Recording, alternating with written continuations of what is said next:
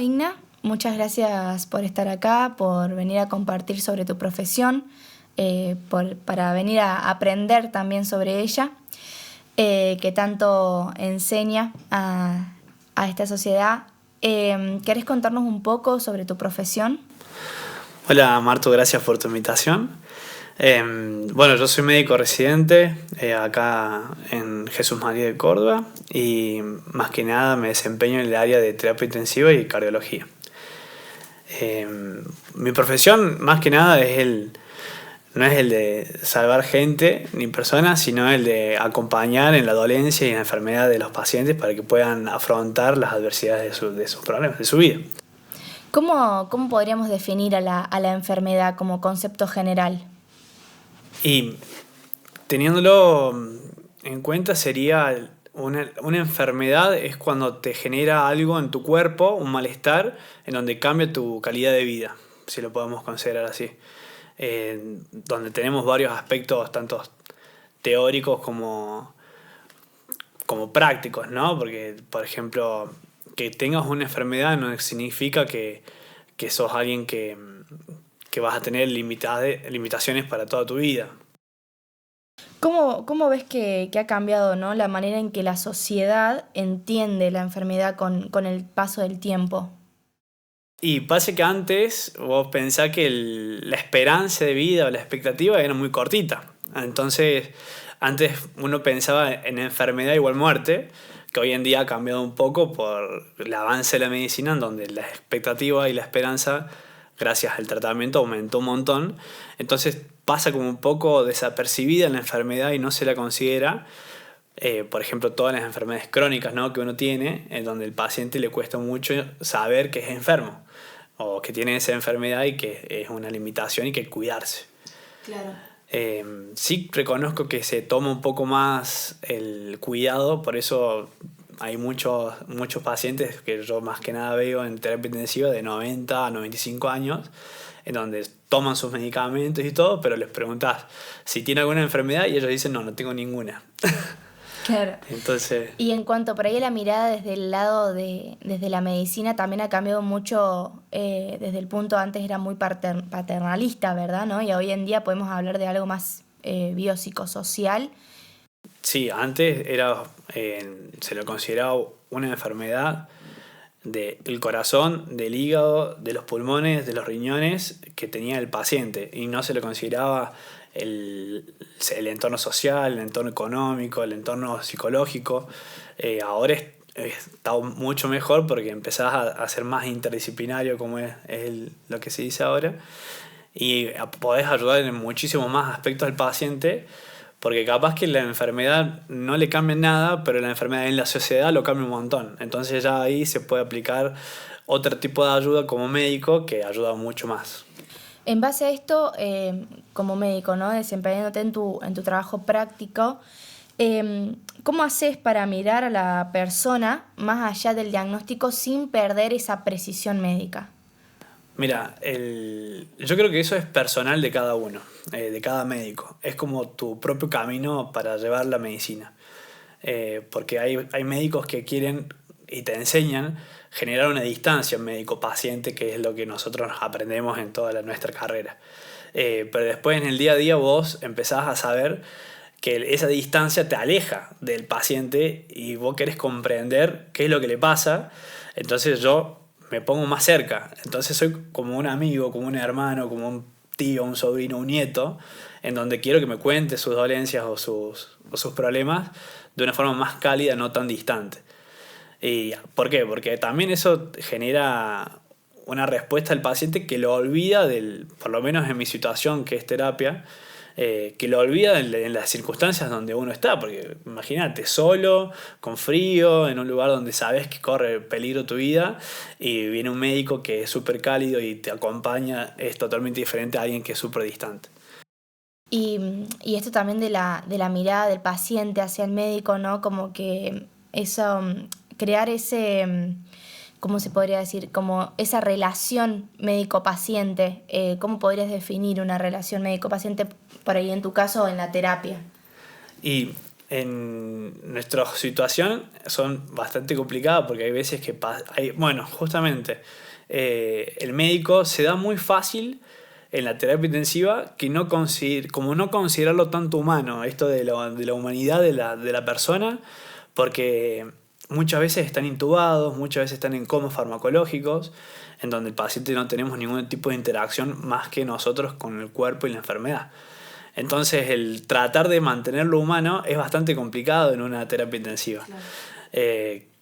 Que tratás de generar la humanidad con los familiares, tratás de generar la humanidad recordando qué es el paciente, qué hace de su vida, qué es lo que lo trajo para acá.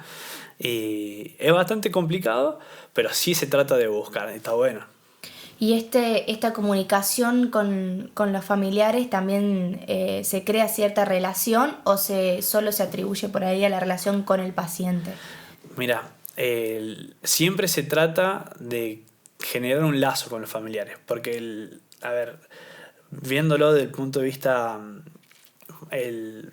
sentimental o emocional, en estos casos el paciente están sufriendo más los familiares que el paciente en sí. Bien, porque nos tenemos intubados y sedados y el paciente prácticamente no sienten.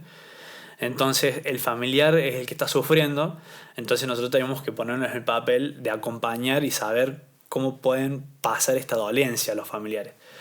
Entonces es súper importante, es muy variable el decir el médico, porque también te genera la incógnita de decir este médico que es muy cálido, me genera un poco de desconfianza que sea alguien frío, meticuloso y calculador, por ejemplo, que hay veces que a otra gente le genera más confianza eso que el médico que es más llegado. Entonces es bastante complicada Claro, y ahí circunstancia. como que entra también un poco en juego tu personalidad, pero también cómo te ves como profesional, me imagino. Y sí, ahí cada persona que ejerce la profesión decide su camino y se aferra a eso sabiendo que lo que estás haciendo es un bien y no un mal. Bien. Igna, ¿cómo se maneja, justamente hablando de todo esto, la responsabilidad del profesional ante la salud de una persona, el miedo al error? O sea, en esto que estamos hablando, ¿cómo se sobrelleva? Porque, bueno, constantemente también estás, que podés equivocarte, que es algo que no está bien ni mal, pero ¿cómo se maneja eso? Claro. Es algo que afrontamos todos los médicos en nuestro día a día, el error humano, porque también nos encasillan en el perfeccionismo, ¿no? Donde el médico no puede cometer un error porque conlleva la muerte de mi ser querido. Nosotros, en nuestra área, más que nada, siempre es académico, ¿no? Estés en donde estés, siempre haces las cosas para aprender y sabes que hoy es una cosa y mañana es otra. Entonces capaz que hoy lo que vos crees que estás haciendo bien es un error mañana.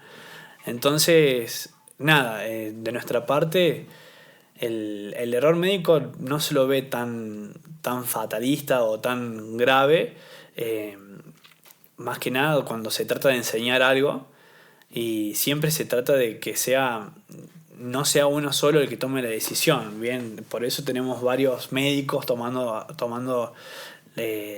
a la mañana. Normalmente nosotros somos 7 médicos que hacemos un pase de guardia en donde todos escuchamos y donde todos opinamos cuáles son las decisiones en conjunto de realizar. Entonces normalmente el error es grave, pero se trata de acompañar al médico en apoyarlo, porque también te encasilla en algo, no sé, te encasilla como que sos un asesino, por ejemplo, y claro, no es así. A ver, el arquitecto cuando hace algo mal no lo encasillan con que es un asesino, pero nosotros tenemos ese prejuicio y ese peso y esa presión en donde sí, tenés miedo en ejercer y miedo en llevar a cabo la profesión, pero cuando entras en esa, ya te das cuenta que tenés más apoyo, que es aprender, por eso también son años y años de experiencia que te lleva a ser un buen médico, porque al principio todos vamos a cometer errores. Claro. Y después también, siempre. Claro, yo en esto de la correlación que hay de que se encasilla al médico, es porque, digamos, estamos muy cerca, ¿no?, de la muerte. Y creo que es algo que da mucho miedo a veces a las personas, ¿no? Entonces, ¿cómo, por ejemplo, vos en terapia intensiva, cómo sobrellevás ese miedo, pero a la vez también dar, digamos, confianza de que lo que están haciendo y lo que se está llevando a cabo es lo que se puede y lo que se debería hacer? Mira, justamente lo que te definí al principio de la enfermedad, te expliqué que los médicos no salvan vidas, sino que acompañan en la enfermedad al paciente, para tratar de alargar su esperanza de vida, su expectativa de vida. Nosotros sabemos que la muerte es el final de nuestro tiempo, es como va a llegar y llegará de alguna forma u otra. ¿Bien? Entonces, de esa forma nosotros nos quitamos un poco el miedo, porque nosotros, el paciente que está grave, sabemos que si nosotros no hacemos nada, el paciente va a fallecer.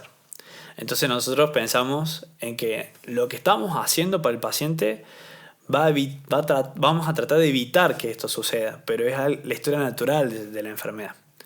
Entonces, la muerte deja de ser un tabú, deja de ser algo que es miedo, porque encima ahora se valora muchísimo lo que es la muerte digna y la eutanasia, que en diferentes lados están legales y en otros no, pero también se valora mucho y se piensa y se charla mucho con los familiares sobre esas situaciones, en donde la muerte termina siendo algo más cálido que un sufrimiento un sufrimiento y agonía prolongada, por ejemplo. Entonces nosotros terminamos acompañando mucho en esas situaciones en donde estamos en terapia intensiva, en donde pacientes están 2 meses intubados, por ejemplo, que no tienen ninguna chance de salir con una buena calidad de vida. Ahí empezás a ver de otra manera la muerte. ¿Bien? Y en esto de más desde el lado médico, en tu práctica, ¿cómo se sobrelleva también esto de que hay una realidad de que por ahí lo haces todos los días, lo ves todos los días y lo empezás como un poco a, no sé si naturalizar, pero lo empezás a hacer costumbre? ¿Cómo te llevas eso vos a tu casa? ¿Cómo volvés? ¿Cómo haces después alguna actividad? ¿Cómo se trabaja eso entre el lado profesional y el lado personal de un médico? Sí, la verdad yo creo que se aísla una parte de tu vida con la otra. Hay un cierto cinismo en el médico como para poder cuidarte tu parte personal, o por lo menos en mi parte personal es como yo lo vivo, porque si no, sí, viviríamos tristes. A mí me cuesta mucho y sí, me duele mucho las pérdidas de mis pacientes. Más siendo que como mi persona y de ser médico es llegar a la calidad de tener una relación muy cálida, me cuesta mucho el dar los partes médicos a familiares de pacientes que han fallecido. Porque bueno, terminamos siendo amigos. Yo donde trabajo, que es en Jesús María, es un poco más personalizado el trato capaz que en las grandes ciudades. Entonces son pacientes y familiares que charlas, que te haces una amistad, que los conoces porque los venís viendo todos los días.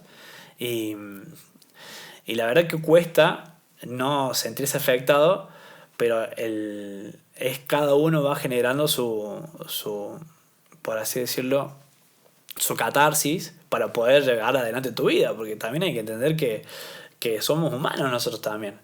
A ver, fuera de lo que es la institución, nosotros salimos de fiesta, nos juntamos con nuestros familiares y hacemos toda otra vida que si tuviéramos afectado por todo lo que suceda dentro de la institución, no lo podríamos llevar a cabo o tendríamos resentimientos o cosas así. Y en base a todo esto que estamos comentando, un poco ya has nombrado cómo acompañás, pero ¿cuál empieza a ser entonces hoy en día el rol del médico, ¿no? En esto del proceso de la enfermedad, en todo, en el momento del diagnóstico, en el acompañar, en el tratamiento, en todo ese proceso que uno, digamos, empieza a formar parte de la vida de otro. Claro, hoy en día hay muchas enfermedades crónicas, entonces vos cuando empezás a ver un paciente, sabés que es un paciente que lo vas a ver si seguís en el mismo lugar durante toda tu vida también, porque va a ser a ver, los controles y los seguimientos de una hipertensión o de una diabetes o de una enfermedad renal son pacientes que los conoces durante 35 años, durante 40 años. Entonces, hoy el rol del médico es ser un amigo. A ver, por lo menos es lo que veo yo, de ser el que te cuida, como el amigo que te cuida. Entonces, obvio que siempre teniéndolo de uno, la parte teórica y la parte profesional de decir, bueno, qué es lo mejor para este paciente. Yo lo veo más que lo mejor para este amigo que lo veo cada 6 meses o cada 2 meses o con los controles. Y, y empezamos a generar una amistad súper prolongada. Hay que entenderlo eso, que capaz que antes era mucho más cortito todo o era mucho más orgánico y no te interesaba más, pero hoy en día el que más holístico, el que más se, se involucra en el paciente es el que mejor médico es, porque médico no significa que el que mejor sabe, ¿no? No es que el más científico. El mejor médico siempre es el mejor humano. Entonces ahí cambia un poco el rol también como médico. Y en esto de por ahí de llevar, digamos, la práctica, hoy en día también se está hablando mucho de una integridad, ¿no? De esto de las interconsultas, digamos, ¿no? Entre armar un equipo, lo que vos hablabas, que eran más o menos una banda de médicos, tipo, hoy en día también se habla mucho de eso, ¿no? De un equipo, entonces eso también por ahí desde el lado de la medicina te sentís más contenido, ¿no? Con tus colegas, digamos. Sí, es bastante, a ver, en lo que es una institución, internación, está buenísimo, pero en lo que es en consultorio, por ejemplo, que yo lo veo, capaz que es algo un poco más complicado, porque empieza unos grises en donde el paciente, entre la espera de una consulta u otra, pasan mucho tiempo y capaz que uno puede solucionar el problema del paciente, pero como no es de su área y quiere que sea interdisciplinario, deja la deriva a un paciente durante un tiempo. Por ejemplo, este tema de las subespecialidades o, bueno, anda a ver el cardiólogo anda al neurólogo, el neurólogo al endocrinólogo, la psicóloga, la nutricionista. El paciente en 3 años termina viendo una consulta cada uno. Y capaz que uno solo, un clínico médico generalista, podría haber solucionado y de ahí generar las interconsultas. Esa parte de la interdisciplinaria es buenísima, yo veo en una internación. En consultorio hoy en día acá, por lo menos en el interior, ¿no? Que es donde yo he estado trabajando, es bastante complicado porque los pacientes vuelven a vos y le preguntás si han ido al psiquiatra o al neurólogo y te dicen, no, tengo turno de acá a 2 meses.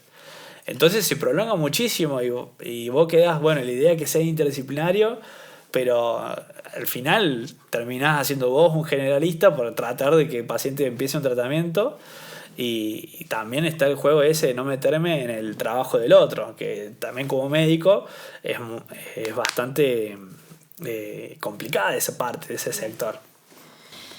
Igna, algo que he estado viendo yo ahora este último tiempo también es que hablamos mucho de los tiempos en consultorio, vos te manejas tal vez más en un internado, pero entonces ¿cómo empieza a manejarse ese profesionalismo o eso de querer entrar tanto, ¿no? En el paciente, en la vida del paciente, cuando lamentablemente tenemos poco tiempo?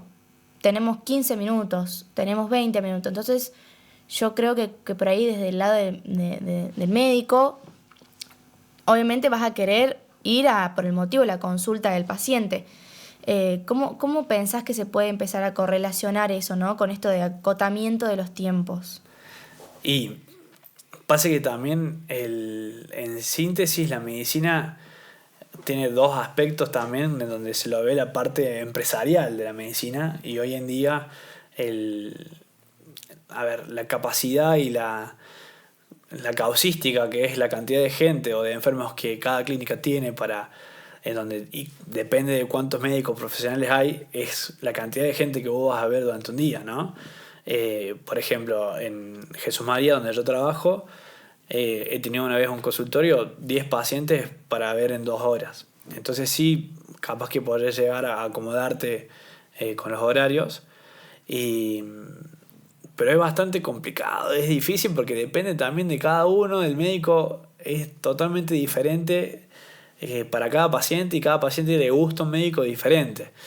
Entonces, sí, el corto tiempo hace que sea una consulta más concisa y poder reconocer bien el problema, que a veces consultas largas, excesivamente largas, tampoco tienen un sentido, claro, porque perdés el foco de la consulta. Claro. Entonces, yo creo que entre 15 y 20 minutos vos podés llegar a una síntesis de qué es lo que en realidad viene el paciente para poder llevar a una solución. Si es algo, a ver, por así decirlo, superficial, o si es algo más grave y se interna el paciente y se puede dar todo el tiempo que necesita.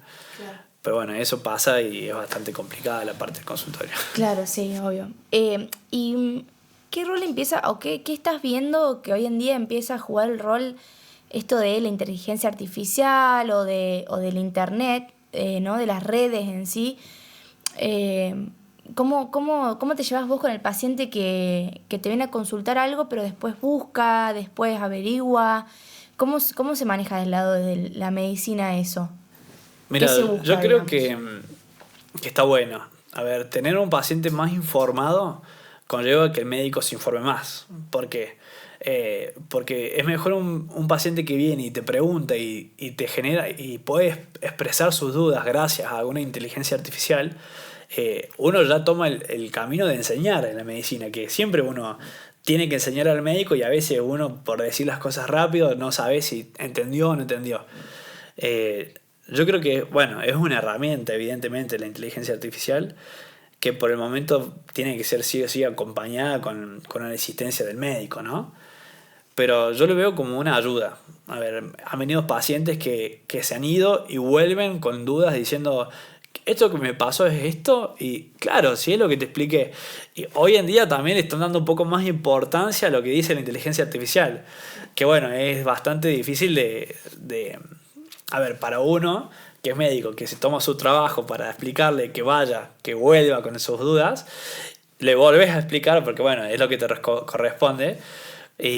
Pero te ayuda un poco más sabiendo que el paciente entiende al final, porque antes vos le explicabas y el paciente se te iba, no, la verdad que no entendí nada y andás a ver qué hacía de su vida. Capaz que y vuelve a ingresar internado en segunda semana porque tomó los medicamentos, los dejó porque se piensa que se curó, por ejemplo, y él, leyendo lo de la inteligencia artificial, ya dice enfermedad crónica, enfermedad permanente, tratamiento continuo. Entonces ya te cambia un poco el paciente en esos aspectos, que es como un poco más informado sobre su propia enfermedad. Para mí es mejor. Bien. Si tuvieras que dar un consejo a quienes nos escuchan, a quienes escuchan o por ahí desde el lado de la medicina, ¿no? Para navegar en el sistema de salud, ¿no? Sobre esto de ir al médico, de no ir al médico, de que, bueno, total lo dejo para rato. Como que eso pasa mucho en la sociedad, obviamente también situaciones socioeconómicas, obviamente son entendibles para todos. Pero desde tu lado, desde tu perspectiva de medicina, ¿qué podrías decir? Mira, cada uno tiene que entender que es dueño de su propio cuerpo. Y muchas enfermedades son silenciosas y que por el pasar de los tiempos van generando un daño que es chiquito, pero es acumulativo. Entonces el entender que uno cuida su propio cuerpo haciéndose los controles o yendo a un médico haciéndose un control, no te quita tiempo en realidad, te está dando tiempo. A ver, porque estás llegando a enfermedades que antes se descubrían muy tarde porque no estaban los controles o no habían estudios o no había nada más para hacer.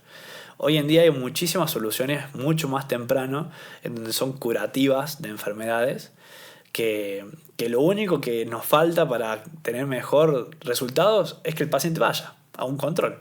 Es lo único que necesitamos.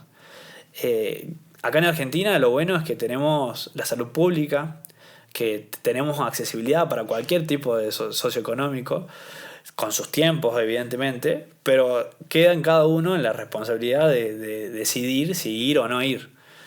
Pero de consejo es eso, uno cree que es sano hasta que no lo es. Si uno se hace los estudios va a saber a ver, con certeza si es realmente sano o no. Y justamente es lo que yo recomiendo, que no se dejen estar porque tenemos todo para hacer las cosas y el que se deja se lo lleva a la corriente, por así decirlo. Claro. Igna, y vos como joven profesional formándote, también qué nos podrías decir de que estás aprendiendo, de qué es lo nuevo que estás viendo en la medicina, ¿no? O sea, cambiando un poco también la perspectiva de antes, pero tomando de eso y siendo esta nueva generación, ¿no? También para futuros médicos que te escuchen, bueno, ¿qué podrías decir de que hoy en día es la medicina? A ver, me matas de prima. Como joven médico, nada, yo tengo muchas expectativas a ver, porque es así, normalmente uno tiene su grupo generacional donde te seguís con tus médicos y generas tu círculo. Y yo estoy súper entusiasmado porque cada vez hay descubrimientos cada vez mejores, por así decirlo. Hoy en día se habla de cura de cáncer, de tratamientos que antes no podías ni ocurrirte, de tratamientos de genoma, del ARN mensajero, de cosas súper específicas que antes no podías ni imaginarte, que antes era un antibiótico o una curación y nada más. Entonces el avance de la medicina como médico joven, nada, me entusiasma para seguir estudiando y seguir capacitándome y verlos en mis compañeros que estamos todos con esta emoción también, nada, es satisfactorio y gratificante.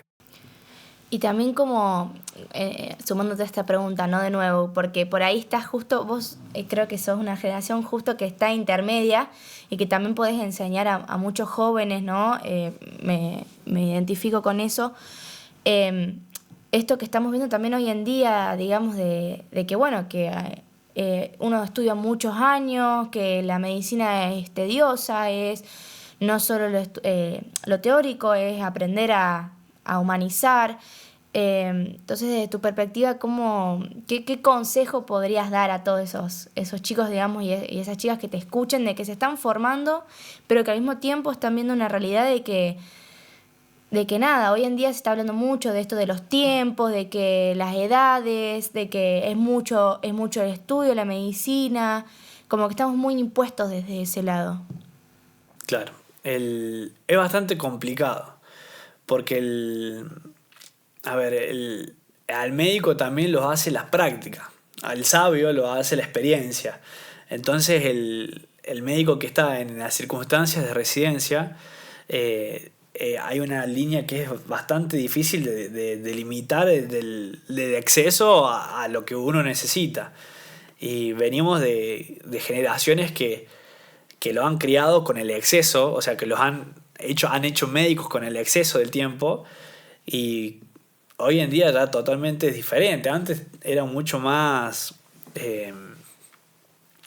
por así decirlo, era mucho más sumisa la conducta del nuevo médico.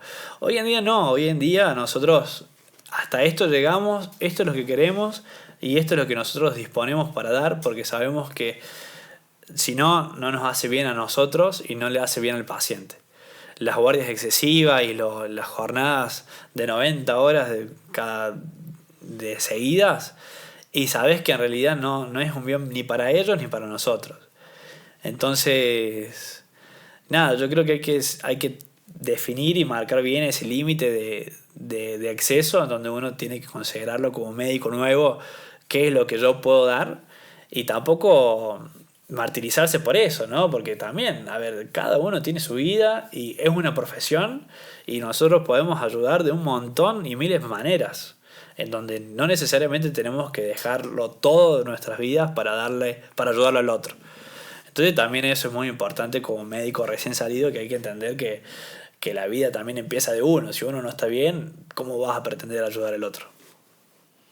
Bueno, primo, un placer tenerte acá, bueno, como familia y escucharte también como profesional, como futuros colegas. Así que bueno, muchas gracias por compartir, por aceptar venir y contarnos tanto tu experiencia personal como en la profesión. Muchas gracias, te agradezco. Gracias, prima. Un gusto. Futuro colega. y